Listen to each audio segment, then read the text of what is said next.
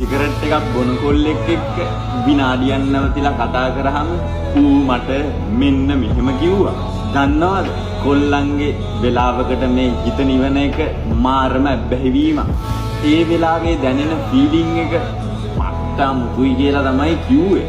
හැබැයි ඉතින් මේ සිගරට් බොන කතාවේ පිටිපස්සේ හිටපු කොල්ලා කවදාවත් සිගරට් එකක් කටේවත් තියපු නැති කොල්ලෙක්. ටිකක් කතා කර යද්දී බැඩියෙන්ම කනට වැටුණ වචනේ තමයි මේ ආදරේ කියන වචනේ. ප්‍රේමය වෙලාවකට හිත් සනසන වෙලාවකට මේ හිත් රිදවන මහා මායාවක් කියලා කිව්වා.